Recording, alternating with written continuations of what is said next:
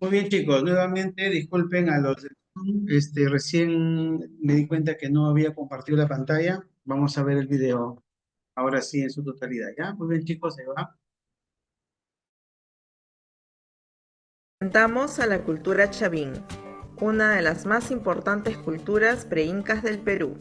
Chavín fue descubierta por el padre de la arqueología peruana, Julio César Tello, el cual consideró a Chavín como la cultura matriz del Perú debido a que fue en su momento la cultura con mayor antigüedad. Su aparición dentro del horizonte cultural ocurre en el periodo conocido como formativo andino y es considerado dentro del primer horizonte cultural, desarrollándose entre los años 1200 al 200 a.C. Su expansión ocurre a lo largo de la costa y sierra peruana, con mayor influencia en los departamentos de La Libertad, Lima y Ancash, siendo en este último el lugar de su origen, específicamente entre los ríos Huachexa y Moshna, en el callejón de Conchucos. Su máxima expansión en la costa ocurre desde Lambayeque hasta Ica y en la sierra desde Cajamarca hasta Ayacucho.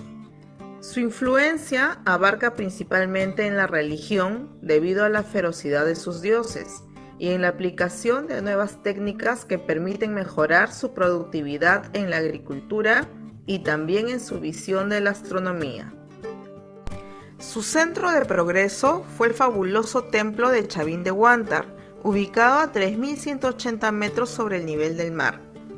Fue una sociedad clasista, siendo la figura predominante la del sacerdote, quien se erigía como parte de un grupo privilegiado con poder político, religioso, económico y social. Al ser una sociedad teocrática en donde se gobernaba en nombre de un dios o de una fuerza superior, el sacerdote, como su representante, debía ser cultivado en conocimientos de astronomía, agricultura, ingeniería hidráulica, medicina y ciencias en general, contribuyendo con estos conocimientos a lograr el bienestar de la población, legitimando así el poder de la élite sacerdotal sobre las demás clases sociales. La construcción del templo o recinto ceremonial Chavín de Huántar empezó con el llamado templo antiguo o viejo, y su construcción duró aproximadamente 200 años, entre los años 1500 y 1300 a.C. Fue decorado con cornisas, lápidas, frisos y dinteles tallados con los dioses que gobernaban Chavín, entre los cuales resalta el llamado dios sonriente. Esta imagen fue encontrada en una escultura lítica con forma de cuchillo o lanza ubicada en el centro del templo y conocida como lanzón monolítico, y era hacia quien se dirigían los sacrificios que se realizaban. La ofrenda humana era conducida por un conjunto de laberintos de galerías subterráneas dirigidas hacia el centro del templo. Durante el trayecto se escuchaba un sonido estruendoso que simulaba el rugido de los jaguares. Dicho sonido generaba temor y miedo al pueblo que aguardaba expectante a las afueras de los muros. Sin embargo, aquel aterrador sonido no era otra cosa que un sistema de canales de agua subterráneos y diseñados para producir dichos ruidos. Otra divinidad que encontramos en el templo antiguo es el obelisco Tello, que nos muestra una pareja de seres míticos con forma de grandes caimanes, con rasgos de felinos y serpientes, la misma que representaría la creación del mundo y de todas las especies. Con el paso de los años, se construiría en el templo Chavín una edificación de mayor extensión y complejidad, llamado Templo Nuevo, entre los años 1000 a 800 a.C. En esta nueva edificación resalta el estilo arquitectónico de la fachada del templo y la impresionante portada de las Falcónidas, los cuales tienen grabadas al lado de cada columna a un personaje híbrido parado de frente con la cara de perfil mirando hacia arriba. También destaca la conocida Estela Raimondi, o dios de los báculos, divinidad que terminó desplazando al lanzón monolítico. Las esculturas sobre los dinteles y columnas, conocidos como cabezas clavas, se caracterizan por un repertorio esencialmente antropomorfo, donde los rostros humanos se mezclan con las de jaguares, serpientes, cóndores y caimanes, lo que representaría la transformación del sacerdote en un personaje con rasgos felínicos. El arte chavín fue variado, resaltando principalmente en una extensa variedad de esculturas líticas, sus acabados en cerámicas y el detalle de sus figuras textiles. La cultura chavín comenzó a decaer 500 años después de su surgimiento, fragmentándose en varias partes.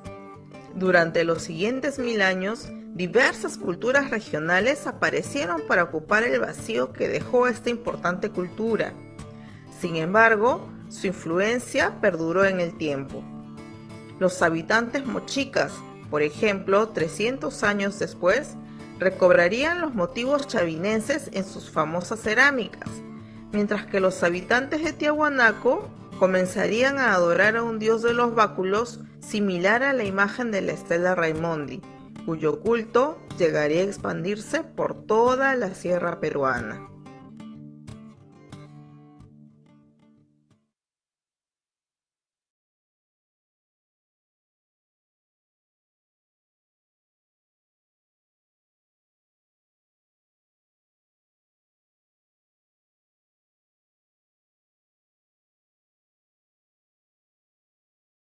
Muy bien, señores. Entonces hemos visto cómo,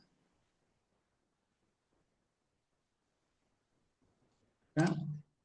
Hemos visto cómo es que la cultura chavín es la primera cultura peruana, la primera cultura, o sea, es conocida como la cultura panperuana, ¿verdad? Muy bien. Entonces, ahora, eh, la cultura chavín es una cultura que,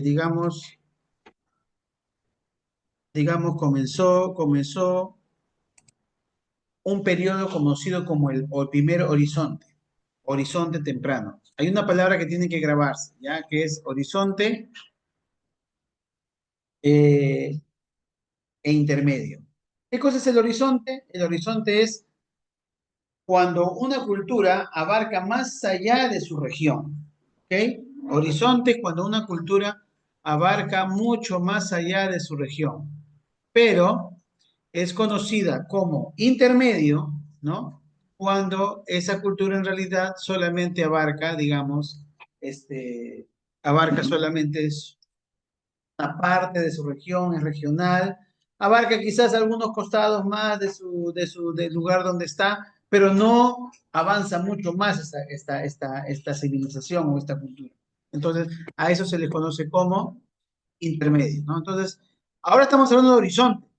Si hablamos de horizonte, un momentito, estamos hablando de una cultura, vamos a,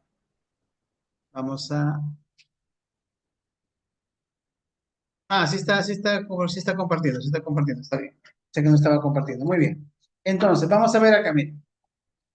Dice culturas pre-incas, ¿ok? Dice culturas pre-incas, muy bien. Entonces, escuchen acá. Cuando hablamos de Chavín, hablamos de horizonte temprano. ¿Por qué?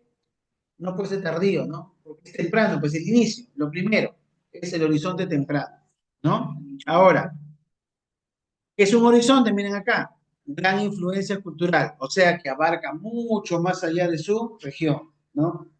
Si esta civilización hubiese comenzado en Zárate, San Juan de Lurigancho, Lima, parte de Ica, un poquito de Ancash, y se queda ahí, ¿qué viene a ser? ¿Un horizonte o un intermedio? Un intermedio. Pero si abarca Ancash, no Ica, Arequipa, por el este se va a Junín, Huánuco, ¿verdad?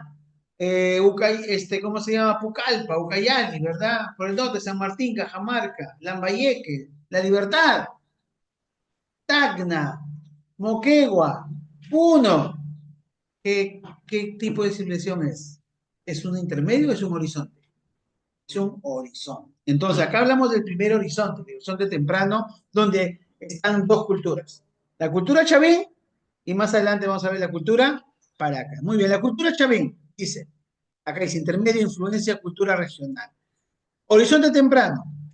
Cultura Chavín dice, ¿cuáles son las características? ¿Ah? A ver, ¿cuáles son las características? Dice, según Tello, porque el quien trabajó bastante con esta cultura y esta teoría era Julio César Tello, ¿verdad? Dice que es una cultura matriz.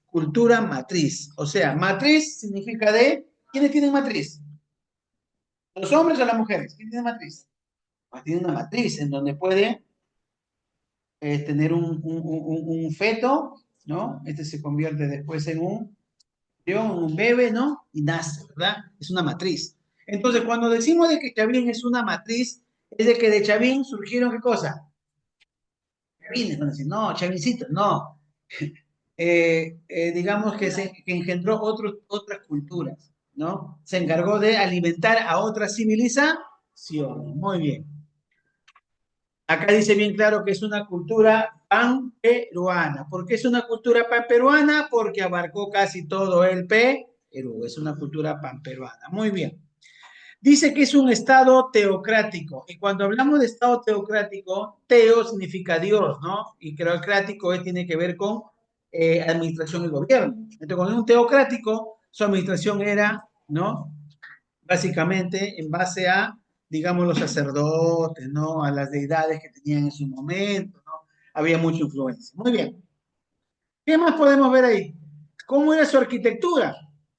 Lo más resaltante, por ejemplo, tenemos el templo de Chavindehuanta, el Conturhuasi, el Pacopampa, Cupisnique, Moxeque, Garagay, Caballo Muerto, ¿verdad? Acá está, miren, por ejemplo, miren acá una de las cosas más importantes que tenemos acá. Tenemos, por ejemplo, acá el templo Chavín. Vamos a ampliarlo un poquito más. ¿Se podrá? Se puede. No, no se puede. Muy bien. Tenemos el templo Chavín acá, miren, ¿no? Había un templo temprano, donde estaba ubicado el Lanzón, ¿no? Había un templo tardío, que fue después todavía que se construyó, ¿verdad? Tenemos la plaza, ¿verdad?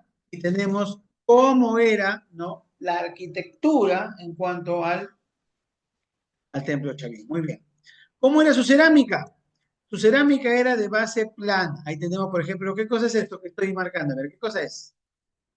Las cabezas clava que fueron encontradas dentro de su arquitectura, se encuentran las cabezas clava, ¿no?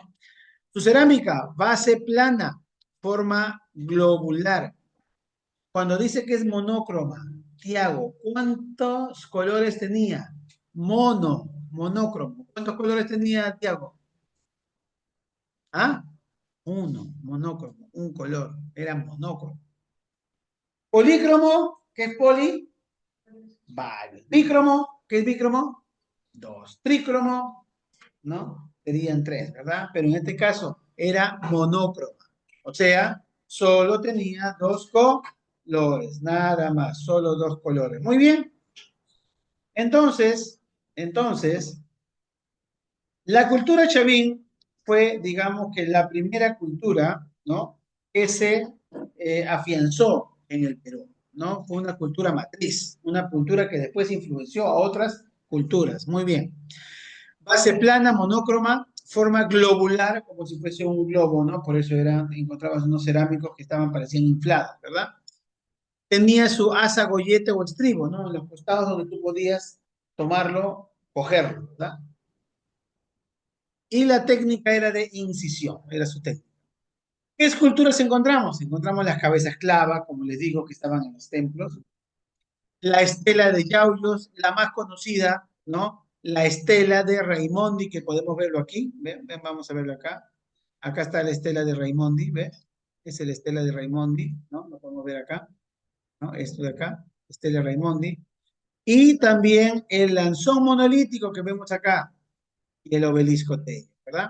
Entonces, tenemos nosotros varias cosas que podemos aprender de los Chavín, que fue la primera cultura, la primera civilización, según los estudios que tenemos hasta el momento. Obviamente, ya sabemos la información, tenemos acerca de Caral, una civilización, ¿no? Que está en estudio, ¿no? Que obviamente va a ser muy antigua, pero obviamente no es la primera civilización del mundo, ¿no? No es la primera civilización del mundo, pero aunque en sus inicios no se decía que 1000 años, que como Mesopotamia, pero al final los estudios están hablando de que no es tan antigua como Mesopotamia, pero sí es muy, muy bien. ¿Cómo era su religión? Dice, era una trilogía divina. ¿Adoraban a quién? Al cóndor, al jaguar y a la serpiente. Podemos ver acá en este mapa dónde fue toda su influencia. Miren toda la influencia que tuvo Chavín. Todo esto fue la influencia, ¿no? Y un poquito más allá. Profesor, pues no es todito el Perú. Ya, yo sé que no es todito el Perú, pues no va a ser 100%. Pero miren cuántas regiones: Lima, Ancash, La Libertad, Lambayeque, cerca de Piura, ¿no? Ica, parte de Arequipa, ¿no? Junín, Ayacucho. O sea, es bastante. Por eso se llama cultura pamperuana. La cultura pamperuana. Ahí está el templo Chavín de Huanta, ¿no? El templo que hemos visto acá, como había sido conformado. Muy bien. Entonces, esta es la primera cultura, la primera cultura, la primera cultura, la primera civilización, digamos, que comenzó a estudiar, ¿no? En el Perú, ¿no? Vamos a pasar ahora a la cultura, Paracas, que es otra cultura, ¿ya? Esta pizarrita la voy a enviar al grupo para que ustedes lo copien, ¿ya? La próxima clase, o le toman foto y me lo envían a mí, o la próxima clase me lo presentan. Acá está, profesor, ya, listo, ¿no? Vamos ahora con la cultura paraca. Vamos con la cultura paraca, ¿ya?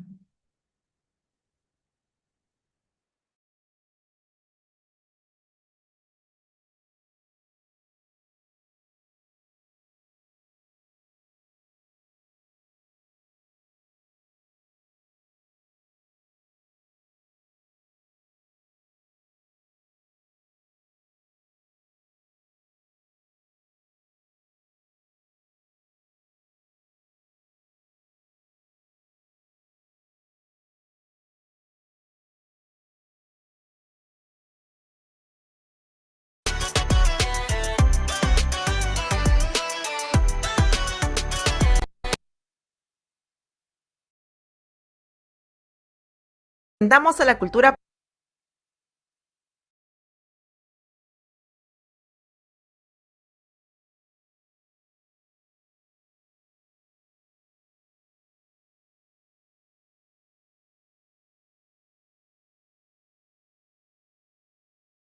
Presentamos a la cultura Paracas, famosa por sus trepanaciones y mantos. La cultura Paracas fue descubierta por el padre de la arqueología peruana, Julio César Tello, en 1925. Surgió a finales del formativo superior u horizonte temprano, entre los años 600 a.C. y 200 después de Cristo, coincidiendo con el ocaso de la cultura chavín. Se originó en la costa del sur, dominando desde el Valle de Cañete, en Lima, hasta el Valle del Yauca, en el norte de Arequipa, teniendo a Ica como centro cultural.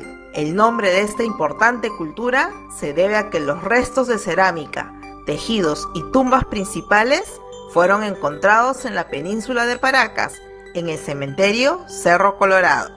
Fue una sociedad clasista, con diversos centros ceremoniales con pirámides truncas y patios hundidos, entre los cuales encontramos a la Huaca Soto o la Huaca Santa Rosa, en Chincha. Como toda sociedad teocrática y además muy influenciada por la cultura chavín, la figura predominante era la del sacerdote, quien se encontraba al servicio del dios Con o dios oculado, hacia quien los agricultores y pescadores ofrecían sus ofrendas y trabajos. Debido a las diferencias encontradas en los entierros de los muertos, Julio César Tello estableció dos fases o épocas históricas. Llamó a la primera Paracas Cavernas, porque enterraban a sus muertos dentro de tumbas excavadas de manera vertical en el suelo, que se ensanchaban antes de alcanzar el piso, lo que les daba una forma de copa invertida. Las tumbas de este periodo fueron encontradas en el Cerro Colorado, lugar situado a 18 kilómetros al sur de Pisco. Su centro de influencia fue la población fortificada de Tajahuana, a orillas del río Ica, en Ocucaje.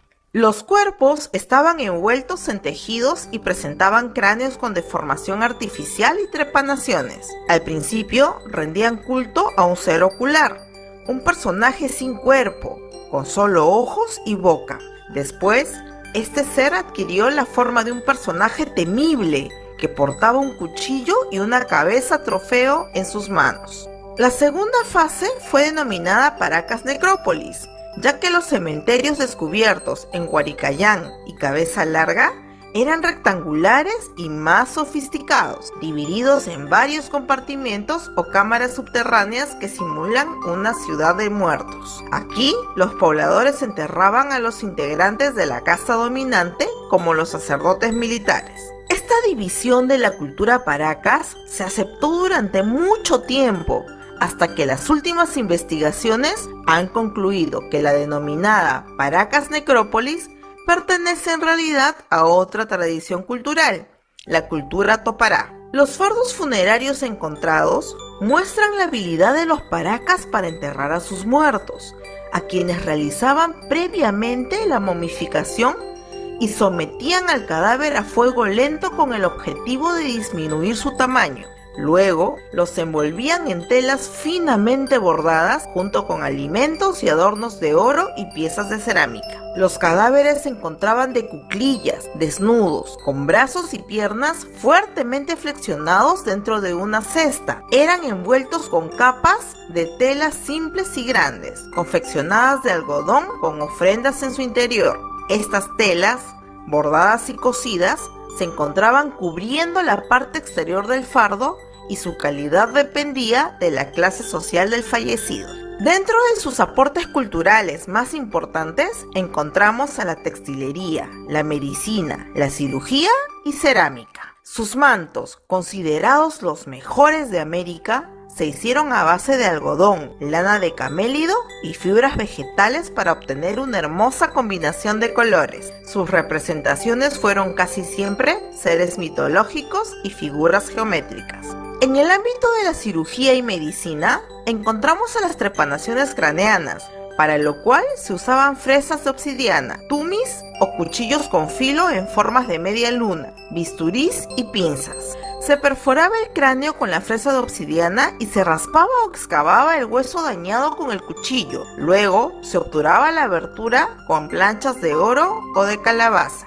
Esto permitía que la operación cicatrice sin ningún problema. Muchos cráneos con señales de trepanación nos indican que las personas sobrevivían a esta práctica. También se realizaban deformaciones en los cráneos de los nobles paracas para diferenciarse de la población común. Esta práctica se realizaba en la élite desde muy temprana edad con la ayuda de tablillas, soguillas y aparatos especiales. En cuanto a la cerámica, esta era polícroma, con un estilo definido, escultural y esférico con la forma de una calabaza con dos picos y un azapuente. Sus representaciones eran felínicas, de peces, aves y serpientes, gracias a la influencia chavín. En su etapa final encontramos un estilo monócromo y colores crema precombustión. Paracas comenzó su decadencia 800 años después de su surgimiento, prolongando su existencia hasta la primera época del Intermedio Temprano, convirtiéndose así en puente entre las culturas chavín y nazca, pudiendo incluso afirmarse que la fase final de los Paracas es en realidad la fase inicial de la cultura nazca, la que heredaría todas sus tradiciones. No te olvides de compartir nuestra historia y suscribirte a nuestro canal para no perderte ninguno de nuestros videos. Muy bien, señores. Hemos visto entonces cómo es que actuaba la civilización de los Paracas. A ver, ¿qué fue primero, Chavín o Paracas? A ver, Leslie, a ver tú, estás bien atenta. Dime, ¿qué fue primero, Chavín o Paracas? ¿Ah? ¿Ah? Paracas, dice, imagínate, Chavín, Paracas. ¿Ves? ¿Quién está primero? Chavín, ¿verdad? Y Chavín es una cultura pan peruana.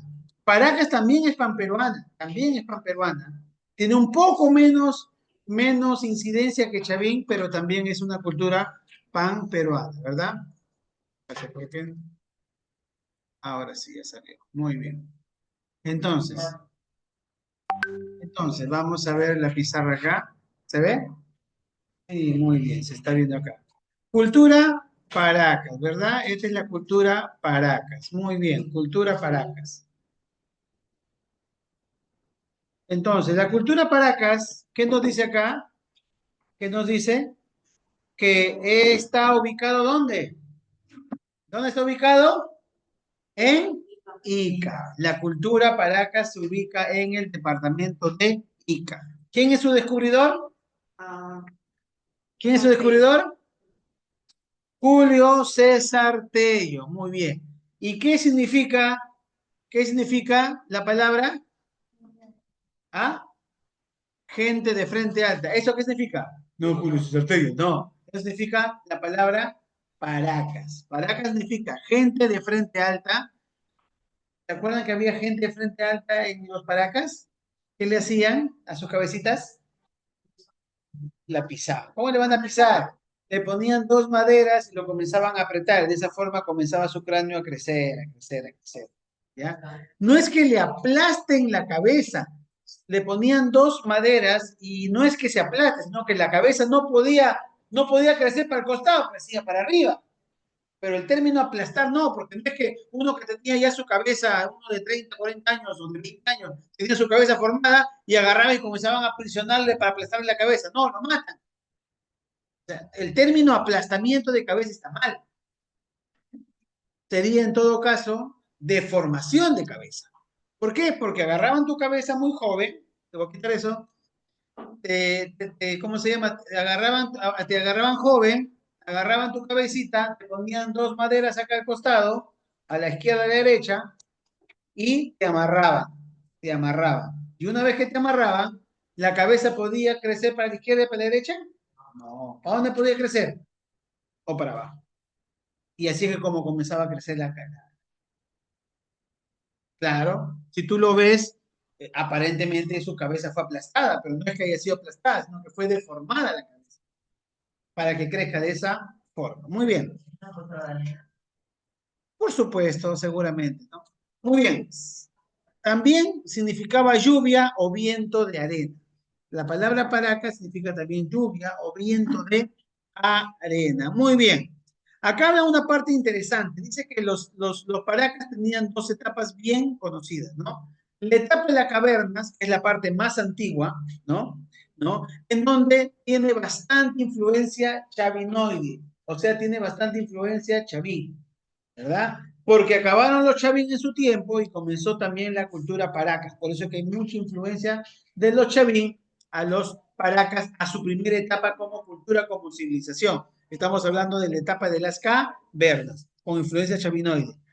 Pero después viene la etapa de la necrópolis, ¿no? Una ciudad como un cementerio, ¿no? Necrópolis, ¿no?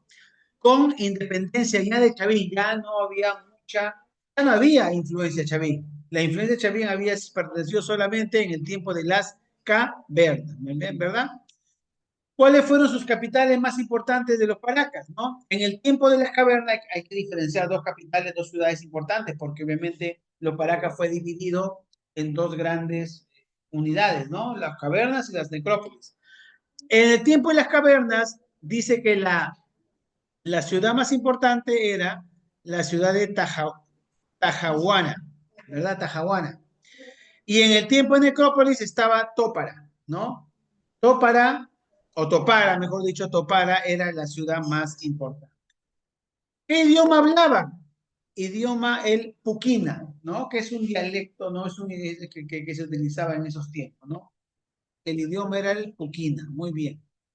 ¿Cuáles eran sus manifestaciones más importantes? Las manifestaciones culturales. A ver, Esmeralda, siéntate acá.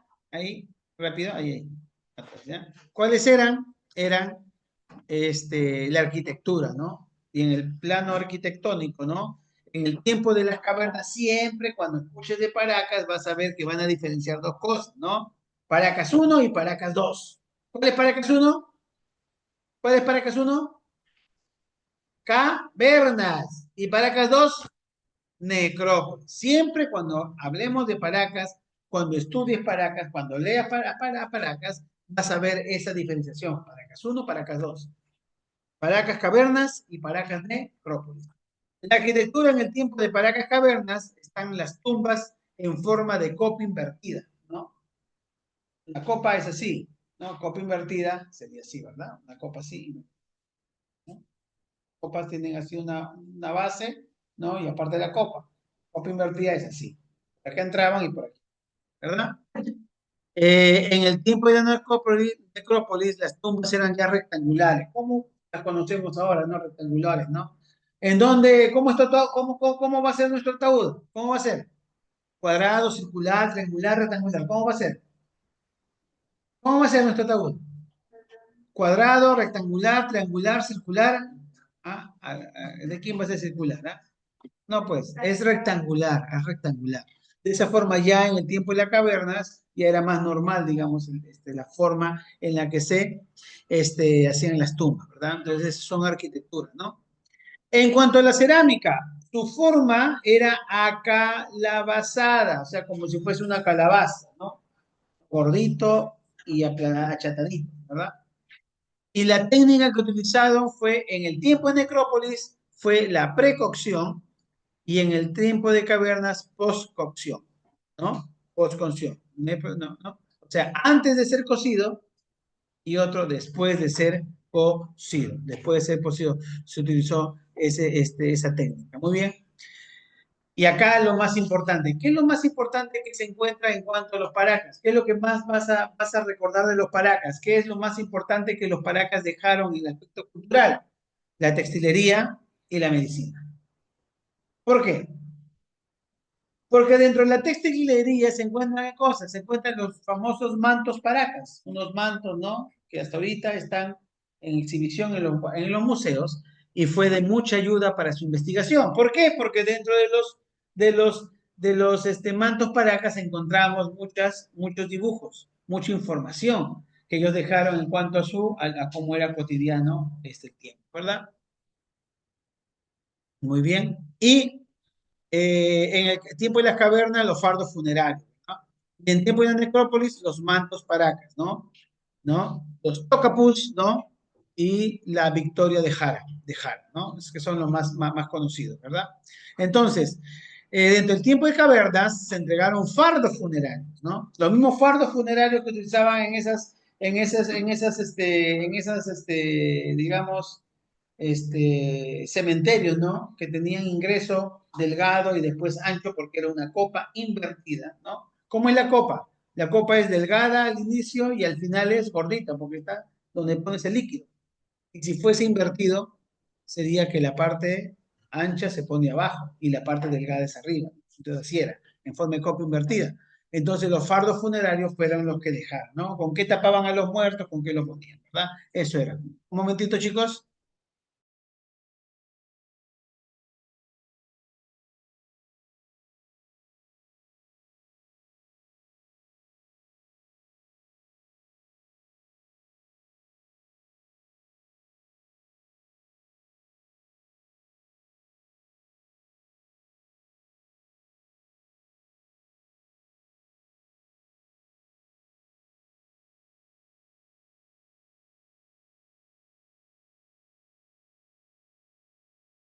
Entonces, en el tiempo, como les digo, siempre se va a diferenciar Paracas uno, Paracas 2, Paracas cavernas, Paracas necrópolis, ¿no? Entonces, en el tiempo de las cavernas tenemos los fardos funerarios, que eran, digamos, esa tela, esos mantos que ponían a los muertos, ¿no? Para poderlos enterrar. Y en el tiempo de la necrópolis ya se hacen unos mantos distintos, ¿no? Ya esos mantos no están en los fardos, no están en los muertos, ¿ya? Son información seguramente que se utilizaba, mantos para diferentes tipos de ceremonias. Y en cuanto a la medicina, esto es muy importante. Ahí estamos hablando de las deformaciones craneanas, ¿no? Y también de las trepanaciones craneanas. A ver, cuando hablamos de deformaciones craneanas, ¿a qué nos referimos? ¿Ah? ¿A qué hablamos de deformaciones craneanas? ¿A qué nos referimos? A lo que le hacían a los jóvenes, pues, ¿no? A los que estaban muy jóvenes, agarraban su cabecita, le ponían dos maderas a cada lado y comenzaban a presionar eso y lo dejaban así. Esa cabecita no iba a poder crecer para los costados, tenía que crecer para arriba, crecía para arriba, un poco para abajo, pero para arriba. Y así parecían unas personas que tienen unas frentes altas, ¿no? Unas cabezas. ¿Cuál era su fin? Diferenciarse. ¿Eso lo hacían los pobres? No, lo hacían la gente socialmente alta. ¿Por qué? Porque dice que tenía una finalidad elitista. Y cuando hablamos de elitista, estamos hablando de la nobleza, la parte alta, ¿no? No es cualquier paraqueño, ¿no? Eran los paracas que tenían cierto nivel social. Por eso era una marca, una diferenciación. Elitista, elitista. Apague su micro, por favor. Entonces, esa era la situación. Esa era la situación. Entonces, cuando estamos hablando nosotros eso en cuanto a las, digamos, deformaciones craneanas. Pero no únicamente había deformaciones craneanas, ¿verdad? También, no únicamente eran deformaciones craneanas. También ¿cómo se llama? Están las trepanaciones craneanas. Y cuando hablamos de trepanación, estamos hablando de una intervención quirúrgica, ¿no? Quirúrgica.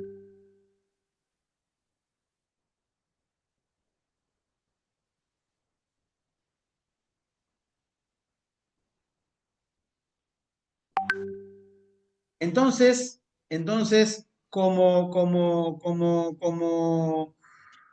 era una intervención médica, ¿no? Agarraban a las personas, le cortaban la cabeza, le hacían un hueco en la cabeza, sacaban esa parte del cráneo y así comenzaban a operar, ¿verdad? Eso era bueno, malo. Lo único que se conoce es de que han encontrado las cabezas de personas que habían sido intervenidas con esas tres planaciones craneanas, habían sido intervenidos. ¿Y qué pasó? Habían sido intervenidos. ¿Y qué pasó? Han visto que había callosidad al costado de los cortes y que había crecido esa parte del hueso. ¿Qué quiere decir eso? Que la persona vivió años después de esa intervención. O sea, ¿qué significa eso? Que muchas de esas intervenciones eran exitosas. La gente todavía continuaba. ¿Entiendes? Porque si no, se vería todo eso intacto. O sea, la persona murió en el acto. Pero como ven que eso cambió, entonces, eso es distinto. Muy bien, chicos, van a copiar la pizarra de los chimos. A los chicos del Zoom se pueden retirar ya. Voy a mandar las pizarras al grupo para que puedan ustedes, digamos, copiarlas y enviármelas también. Chicos, bendiciones a todos.